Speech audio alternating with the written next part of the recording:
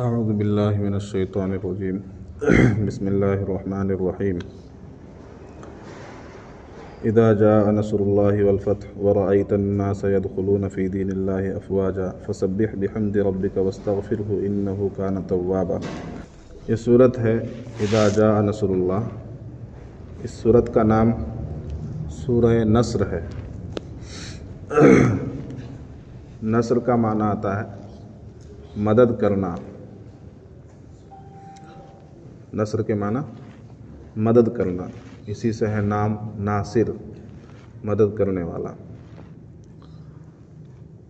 اور منصور جس کی مدد کی جائے۔ نصر اللہ، اللہ کی مدد۔ نصر اللہ کے معنی اللہ کی مدد۔ یہ صورت فتح مکہ سے پہلے نازل ہوئی۔ فتح مکہ کے موقع پر نبی پاک صلی اللہ علیہ وسلم نے مکہ سے ہجرت فرمائی اور مدینہ چلے گئے۔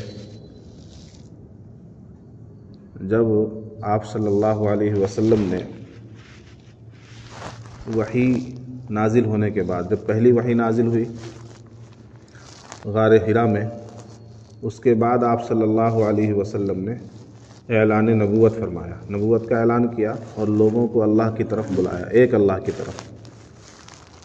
تو لوگ دشمن ہو گئے، کچھ لوگوں نے مانا لیکن اکثر لوگ دشمن ہو گئے، اس لیے کہ ان کی گھٹی میں شرک سمایا ہوا تھا۔ جو مکہ کے مشرکین تھے، قریش مکہ تھے، حتیٰ کہ نبی پاک صلی اللہ علیہ وسلم کے قریبی رشتہ دار، آپ کے چچا، آپ کے جتنے بھی قریبی لوگ تھے، وہ سب کے سب آپ صلی اللہ علیہ وسلم کی بات ماننے سے انکار کر گئے، جبکہ وہ نبی پاک صلی اللہ علیہ وسلم کی ذات والا صفات سے مکمل اتفاق رکھتے تھے۔ آپ کی ذات پر انہیں کوئی اعتراض نہیں تھا۔ اس لیے نبی پاک صلی اللہ علیہ وسلم نے جب اپنی گفتگو کا آغاز کیا، پہلی مرتبہ آپ نے دین کی، اسلام کی، توحید کی دعوت دی لوگوں کو، تو پہلے انہیں قائل کیا اپنی ذات کو تسلیم کرنے پر کہ دیکھو، جس پہاڑی پر میں کھڑا ہوں، اگر میں تمہیں کہوں کہ اس پہاڑ کے پیچھے سے ایک لشکر آ کر تم پر ابھی حملہ کر دے گا تو تم میری بات مانو گے؟ تو سب نے بیک زبان کہا کہ آپ کی بات کیوں نہیں مانیں گے؟ آپ کو شروع سے ہم دیکھتے آ رہے ہیں، آپ صادق ہیں، امین ہیں، آپ نے کبھی کوئی بات جھوٹ نہیں کہی، جس کی امانت آپ کے پاس رکھی گئی وہ مکمل امانت داری کے ساتھ آپ نے اس کو لوٹا دی۔ تو آپ کے اندر تو ہم نے کبھی چھل کپٹ والی بات دیکھی ہی نہیں، اور آپ اگر یہ کہہ دیں گے کہ لشکر آنے والا ہے، ہم پر حملہ کرنے والا ہے، تو 100% آپ کی بات درست ہوگی۔ قائل کر لیا پہلے نبی پاک صلی اللہ علیہ وسلم نے۔ یہ تسلیم کرنے پر لوگ مجبور تھے کہ آپ صلی اللہ علیہ وسلم جو بھی بات کہیں گے بالکل سچ کہیں گے۔ لیکن اسی وقت جب آپ صلی اللہ علیہ وسلم نے کہا کہ دیکھو، تم جن بتوں کی پوجا کر رہے ہو، جن الگ الگ معبودوں کو تم پوج رہے ہو، کئی خدا بنا رکھے ہیں تم نے، تو یہ سب باطل ہیں۔ ان خداؤں کی کوئی حیثیت نہیں ہے جن کو بت بنا کر تم پوج رہے ہو۔ حقیقی معبود صرف ایک اللہ ہے۔ توحید کی دعوت دی آپ صلی اللہ علیہ وسلم نے، ایک اللہ کی طرف بلایا، تو وہ سب کے سب پھر آپ کی بات سے انکار کر گئے، حتیٰ کہ آپ کو طعن و تشنیع کرنے لگے کہ اسی فالتو کام کے لیے آپ نے ہمیں جمع کیا۔ تو آپ صلی اللہ علیہ وسلم نے اس وقت سے اللہ کی طرف بلانے کے کام کا آغاز کیا، اور مسلسل آپ صلی اللہ علیہ وسلم دین کی دعوت کے کام میں لگے رہے۔ لیکن پریشانیاں بڑھتی گئیں، اس لیے کہ اکثر لوگ وہ اپنے باپ دادا کی دین پر تھے۔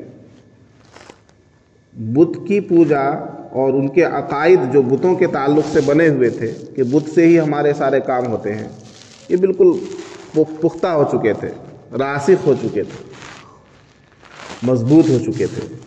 شرک ان کی گھٹی میں سما گیا تھا، تو اس سے وہ فوری طور پر کیسے باز آتے؟ تو اس لیے آپ صلی اللہ علیہ وسلم کو بہت زیادہ پریشانیاں ہوئیں، تکلیفیں جھیلنی پڑی، مخالفت کا سامنا کرنا پڑا۔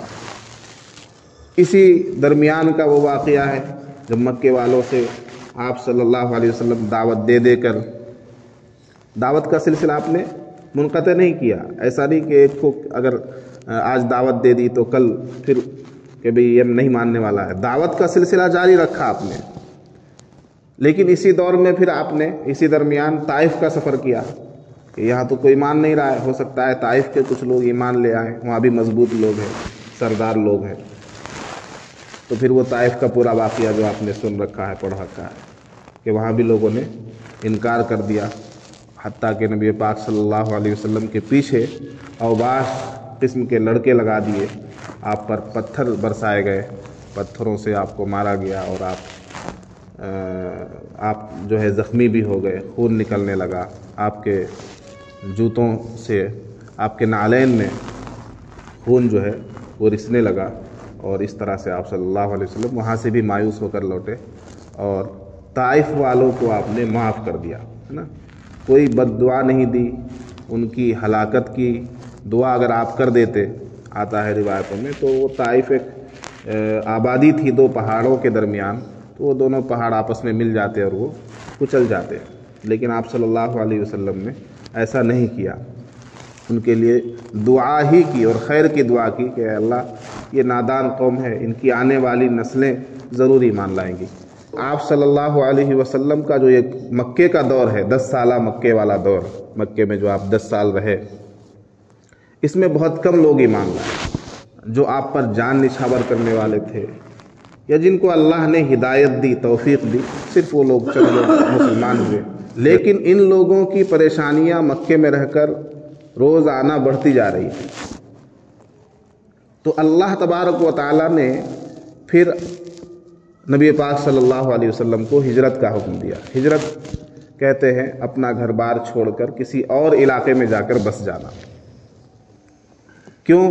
اس لیے کہ دعوت اور تبلیغ کے کام میں تو پریشانی ہو ہی رہی تھی، اب عبادت کرنا بھی مشکل ہو گیا تھا مکے میں رہ کر۔ جب کسی کا غلام کلمہ پڑھ لیتا تھا، ایمان لے آتا تھا، تو اس کا مالک اس پر اتنا ظلم ڈھاتا تھا کہ اس کا زندہ رہنا دو بھر ہو جاتا تھا۔ تو یہ حالات تھے۔ جو بھی نیا آدمی مسلمان ہو جاتا، وہ غلام ہوتا یا آزاد، نیا آدمی کوئی اگر مسلمان ہوتا تھا مکے کے اندر، تو مشرکین مکہ اور سرداران مکہ جو اپنے قبیلے کے بڑے کہلائے جاتے تھے، رؤسا، وہ اس کو بلا کر اس پر ظلم ڈھایا کرتے تھے، اور گویا کہ ایک طرح سے اس کا سوشل بائیکاٹ ہو جایا کرتا تھا۔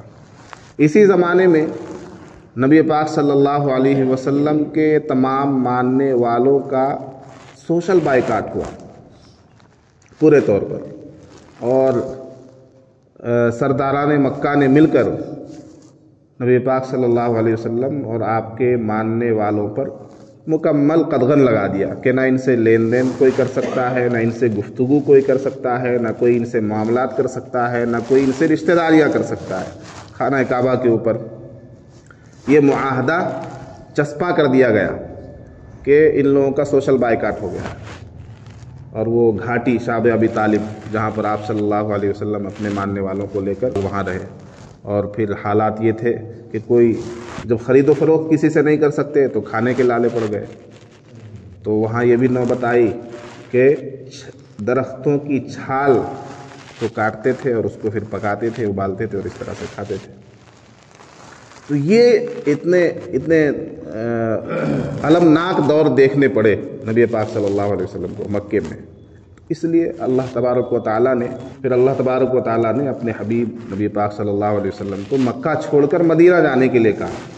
تو مکہ چھوڑ کر اللہ کے نبی کا مدینے جانا یہی ہجرت ہے۔ مدینے جانا یہی ہجرت کہتے ہیں، گھر بار چھوڑ کر ایک جگہ سے دوسری جگہ چلے جانا۔ تو حضرت ابوبکر صدیق رضی اللہ عنہ کو لے کر آپ صلی اللہ علیہ وسلم مدینہ ہجرت کر کے چلے گئے، اور پھر مدینے سے یہ مدینے میں جانے کے بعد ایسا ہوا، صلح حدیبیہ کا جو واقعہ پیش آیا، حدیبیہ کے مقام پر ایک طرح کی صلح ہوئی، اور اس صلح کا عہد نامہ لکھا گیا، معاہدہ ہوا دونوں فریق کے درمیان، کفار مکہ اور مدینے والوں کے درمیان۔ تو 8 سال کے بعد ہوا کیا کہ انہی لوگوں نے، مکہ کے لوگوں نے ہی اس معاہدے کو توڑ دیا۔ معاہدہ یہ تھا کہ نہ آپ ہم سے جنگ کریں گے نہ ہم آپ سے جنگ کریں گے۔ معاہدہ اسی کو تو کہتے ہیں۔ صلح کس چیز کا نام ہے؟ کہ آپ ہم سے لڑنا بند کر دیں، ہم آپ سے لڑنا بند کر دیں، اسی کا نام صلح ہے۔ تو صلح حدیبیہ میں نہ لڑنے کی بات طے ہوئی تھی، لیکن اہل مکہ نے، کفار مکہ نے نبی پاک صلی اللہ علیہ وسلم کی ایک جماعت، مدینے کی ایک جماعت پر حملہ کر دیا۔ 8 سال کے بعد حملہ کر دیا تو معاہدہ ٹوٹ گیا، کیونکہ جس کی طرف سے معاہدہ شکنی ہوگی وہ قصوروار ٹھہرائے گا۔ معاہدہ ٹوٹ گیا۔ اس بیچ میں بہت سی جنگیں بھی لڑی گئیں، جیسے جنگ بدر، جنگ احد، ہے نا۔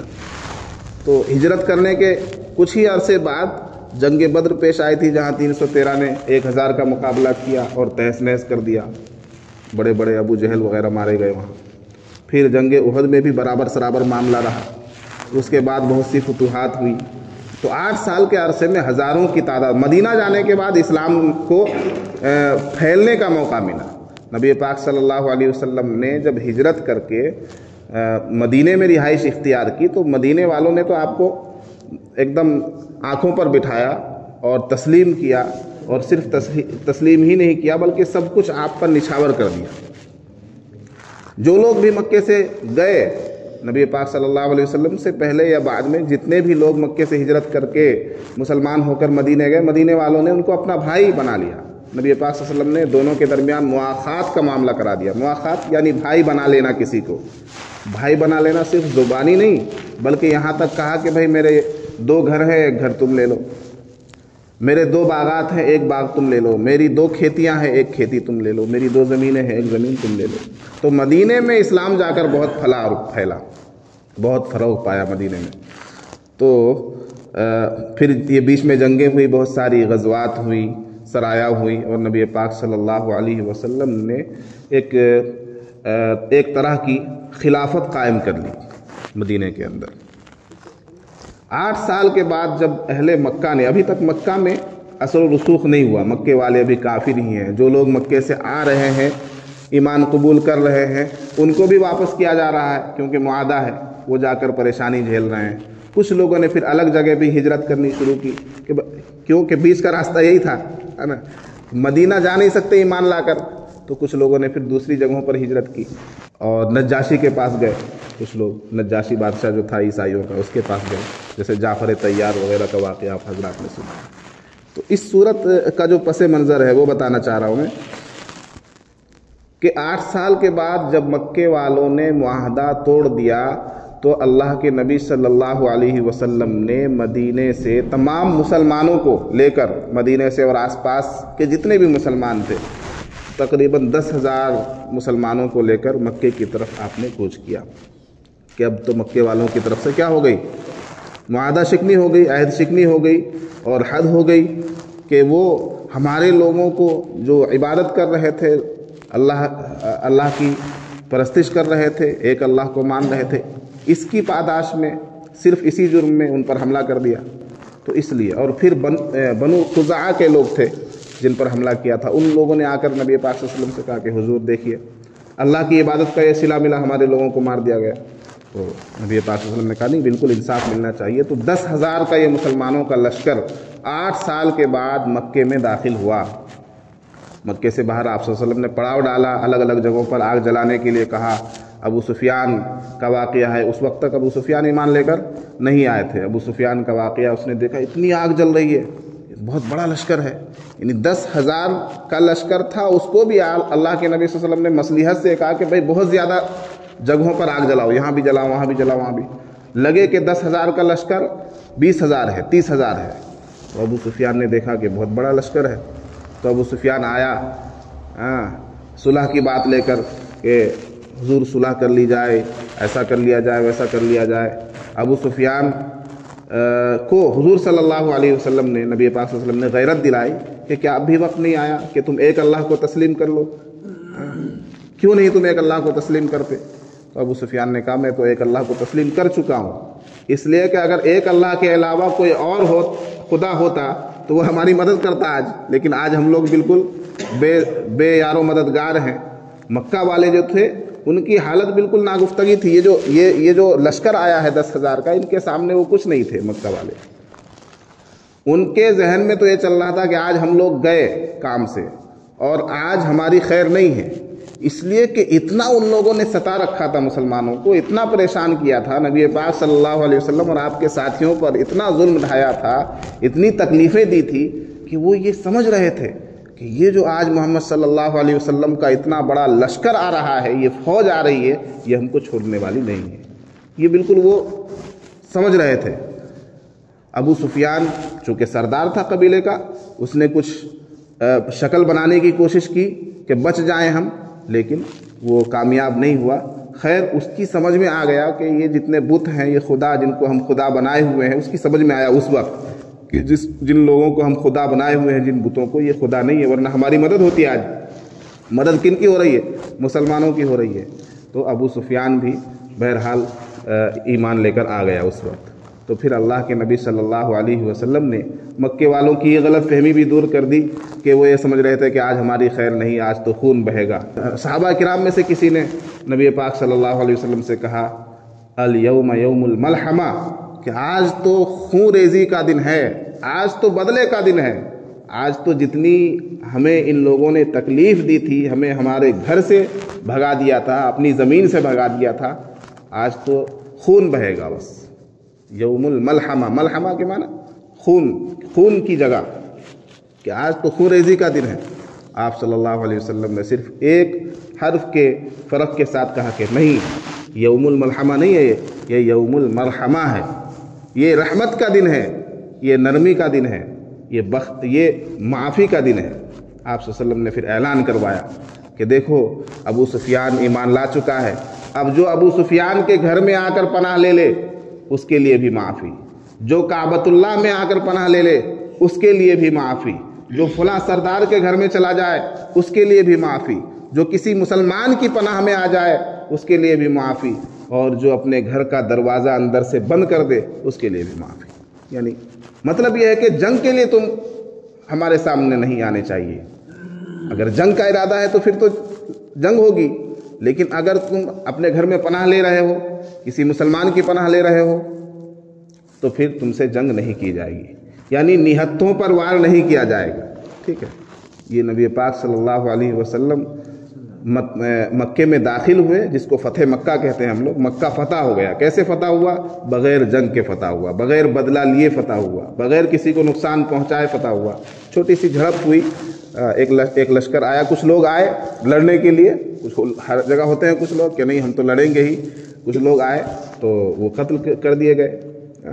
تقریباً 27-28 لوگ جو ہے کافروں سے قتل بھی ہوئے، 2 مسلمان بھی شہید ہوئے. لیکن جتنی بڑی لڑائی ہونی چاہیے تھی اور جنگ ہونی چاہیے تھی کہ مکے میں خون کی ندیاں بہتی، ایسا نہیں ہوا. آپ صلی اللہ علیہ وسلم نے عام معافی کا اعلان کر دیا. گھر کا دروازہ بند کر لے خالی اپنا تو معافی ہے. تو بہرحال اس کے نتیجے میں تقریباً تمام لوگ ایمان لے کر آ گئے اور مسلمان ہو گئے. پھر اللہ تبارک و تعالیٰ نے نبی پاک صلی اللہ علیہ وسلم پر یہ صورت نازل کی جس کا نام سورہ نصر ہے. ٹھیک ہے. تو فتح مکہ کا اس میں منظر ہے، اور صرف فتح مکہ کا نہیں بلکہ اس صورت کے بعد نبی پاک صلی اللہ علیہ وسلم نے حجۃ الوداع جو ہے، حجۃ الوداع کا خطبہ دیا، اور اس خطبے میں آپ صلی اللہ علیہ وسلم نے فرمایا کہ بھائی یہ میرا آخری وقت ہے. یعنی اس صورت کا نازل ہونا گویا نبی پاک صلی اللہ علیہ وسلم کو معلوم چل گیا کہ یہ میرا آخری وقت ہے، اب میں زیادہ دن اس دنیا میں رہنے والا نہیں ہوں. تو حضرت عبداللہ بن عباس رضی اللہ عنہ کہتے ہیں کہ یہ صورت صرف فتح مکہ کی خبر نہیں ہے بلکہ نبی پاک صلی اللہ علیہ وسلم کی وفات کی بھی خبر ہے. خود نبی پاک صلی اللہ علیہ وسلم نے فرمایا. تو یہ صورت ہے سورہ نصر. دیکھیے اس کا ترجمہ. بسم اللہ الرحمن الرحیم. شروع اللہ کے نام سے جو بڑا مہربان نہایت رحم والا ہے. اذا جاء نصر اللہ والفتح، جب آ جائے اللہ کی مدد اور فتح. فتح یعنی کامیابی. جب اللہ کی مدد اور کامیابی آ جائے. وَرَأَيْتَ النَّاسَ، اور آپ لوگوں کو دیکھیں، يَدْخُلُونَ داخل ہوتے ہوئے، فی دین اللہ اللہ کے دین میں، افواجا جوق در جوق، گروپ بن کر، یعنی ایک دو نہیں بلکہ بڑی تعداد میں لوگوں کو دین میں داخل ہوتے ہوئے آپ دیکھیں گے۔ ایسا کب ہوا؟ فتح مکہ کے وقت ہوا، اس سے پہلے نہیں ہوا۔ فتح مکہ کے وقت بہت زیادہ لوگ ایک ساتھ مسلمان ہوئے۔ تو جب اللہ کی مدد آ جائے، اللہ کی نصرت آ جائے، اللہ کی فتح آ جائے، کامیابی کی خبر آ جائے اور آپ لوگوں کو جوق در جوق اللہ کے دین میں داخل ہوتے ہوئے دیکھ لے تو کیا کرنا چاہیے؟ فسبح بحمد ربک، تو آپ اپنے رب کی حمد و ثنا کیجئے، اس کی تسبیح کیجئے۔ آپ اپنے رب کی حمد و ثنا کیجئے، تعریف کیجئے اور اس کی تسبیح بیان کیجئے۔ واستغفرہ، اور اس سے مغفرت طلب کیجئے، استغفار کیجئے۔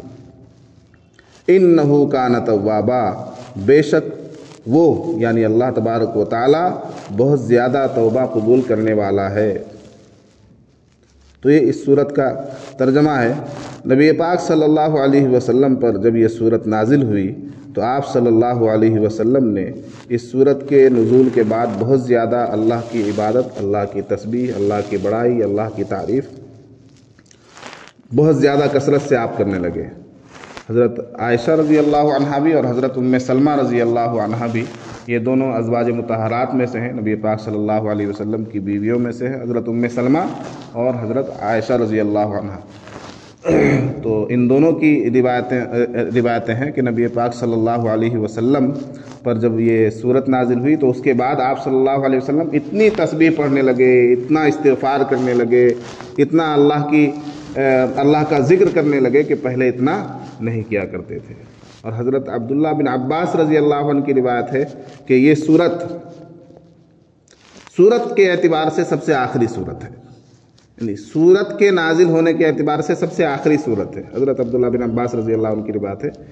اس کے بعد آیتیں نازل ہوئی ہوں گی، دوسری صورتوں کی، بڑی بڑی صورتوں کی کچھ آیتیں نازل ہوئی ہوں گی، لیکن پوری صورت جو نازل ہوئی سب سے آخر میں یہی نازل ہوئی پوری صورت۔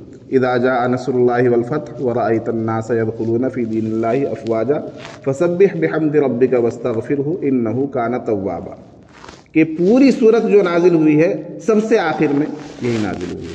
اور تسبیح کس طرح کی آپ صلی اللہ علیہ وسلم کرنے لگے اس صورت کے نازل ہونے کے بعد؟ سبحانک اللہم وبحمدک، سبحانک اللہم وبحمدک اللہم اغفر لی، اس طرح کی تسبیحات اور اس سے ملتی جلتی تسبیحات جیسے تیسرا کلمہ ہے، سب حدیث میں منقول ہے۔ تسبیح کس کو کہتے ہیں؟ تحمید کسے کہتے ہیں اور استغفار کسے کہتے ہیں؟ تسبیح کہتے ہیں جس میں اللہ کی بڑائی بیان کی جائے، سبحان اللہ تسبیح ہے، سبحان اللہ تسبیح ہے، اللہ کی بڑائی، اللہ کی شان، اللہ کی عظمت، سبحان اللہ یہ تسبیح ہے۔ اور تحمید کہتے ہیں اللہ کی تعریف کو، کس کو؟ اللہ کی تعریف، کہ الحمدللہ تمام تعریفیں اللہ کے لیے، سبحان اللہ تسبیح ہے اور الحمدللہ تعریف ہے اللہ کی، تحمید ہے۔ اور استغفار کا معنی آتا ہے مغفرت طلب کرنا، مغفرت مانگنا، معافی مانگنا، اللہ سے معافی مانگنا اپنے گناہوں کی، اس کو کہتے ہیں استغفار۔ یہ اس کے الفاظ بھی ہیں استغفر اللہ یا اتوب الیہ، توبہ، اتوب الیہ میں توبہ کرتا ہوں، استغفر اللہ میں معافی مانگتا ہوں۔ اور تحلیل کہتے ہیں کلمے کو، لا الہ الا اللہ کہنے کو تحلیل کہتے ہیں۔ تو تحمید الحمدللہ، تسبیح سبحان اللہ، اور تحلیل لا الہ الا اللہ، اور استغفار استغفر اللہ، اور ایک ہوتا ہے تکبیر۔ کیا؟ تکبیر، اللہ کی بڑائی بیان کرنا، تکبیر اللہ اکبر۔ سمجھ میں آئی بات؟ تکبیر اللہ اکبر، تسبیح سبحان اللہ، اور تحمید الحمدللہ، اور تحلیل لا الہ الا اللہ، اور استغفار استغفر اللہ۔ تو اس طرح کے الفاظ جو حدیث سے منقول ہیں، یا چھوٹے چھوٹے یہ الفاظ آدمی بیٹھ کر استغفر اللہ استغفر اللہ استغفر اللہ کہتا رہے تو یہ استغفار کر رہا ہے، الحمدللہ کہتا رہے تو اللہ کی تعریف بیان کر رہا ہے، سبحان اللہ کہتا رہے تو اللہ کی تسبیح بیان کر رہا ہے۔ تو اس طرح کے الفاظ کہتے رہنا چاہیے۔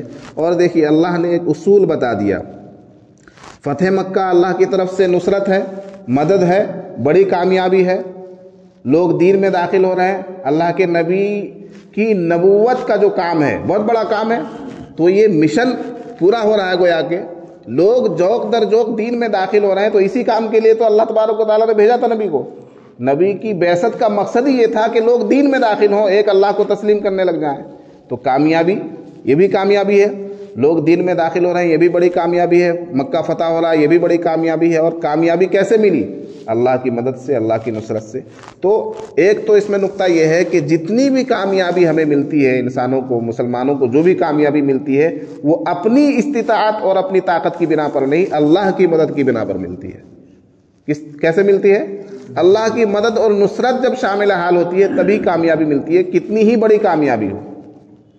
تو ایک تو ہمیں یہ سمجھنا چاہیے کہ جو کچھ بھی ہمیں جائز کاموں میں کامیابی مل رہی ہے وہ اللہ کی مدد ہے، اللہ کی نصرت ہے۔ ٹھیک، یہ بات جب ہم سمجھ جائیں گے تو اب دوسرا پہلو اس صورت کا یہ ہے کہ جب ہمیں کسی بھی میدان میں چھوٹی سے چھوٹی کامیابی اگر ملے تو کامیابی ملنے کے بعد کا اصول یہ صورت ہمیں سمجھا رہی ہے کہ ہمیں کیا کرنا چاہیے۔